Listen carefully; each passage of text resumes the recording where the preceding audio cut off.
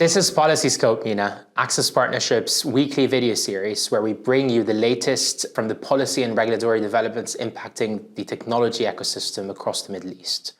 My name is Hussein Abou El-Einain and it will be a privilege of mine to take you through this week's updates. 2 days ago, the Saudi Data and AI Authority came with a new and groundbreaking policy document that will be of interest to many of our listeners. The Saudi Data and AI Authority's data sovereignty policy aims to respond to some of the rapid technological developments that are happening in the kingdom, particularly in regards to the use and monetization of data, as well as of the processing of data of individuals and businesses within the country. In particular, the draft data sovereignty policy has 4 key principles. These principles highlight how Saudi Arabia sees data sovereignty and how it will aim to implement it going forward. The first one is data as a national asset. Under that principle, Saudi Arabia stipulates to the world that it regards data, personal and non-personal, as well as critical national data, as a key asset which it aims to capitalize on and leverage going forward. The document also mentions the principle of data protection, which relates to how businesses within the kingdom and beyond process personal data and deliver on some of the other regulatory and policy aspects that are important for its safeguard.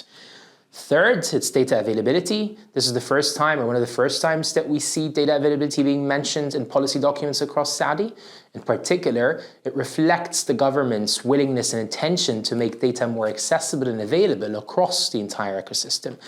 And we can cross-reference that with some previous developments also coming out from SDAIA, similar to the NDIMO's data protection guidelines and others. And the last principle, which is really important for the businesses out there, is foreign direct investment attraction. So FDI actually is a key principle within SDAIA's document.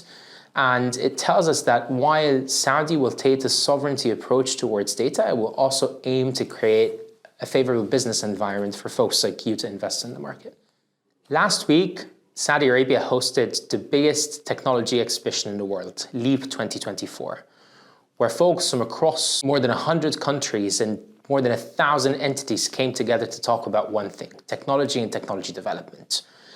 One of the key elements or key outcomes coming out of LEAP that caught our attention is the recent launch by the Ministry of Economy and Planning of a new platform called Data Saudi. Data Saudi is intended to be a one-stop shop where folks and businesses can go to access critical data about economic and social factors within the Kingdom of Saudi Arabia. We believe that with the launch of Data Saudi and their website, businesses will be able to plan better, forecast better, but more importantly also leverage some of the data, which is all obtained from primary government resources, to shape the policy and regulatory environments going forward. If you're interested in learning more about Data Saudi, please get in touch. Also, at LEAP last week, the Communications, Space and Technology Commission of Saudi Arabia awarded Autonomous, NEOM's digital arm, one of the first wholesale infrastructure services licenses within Saudi Arabia.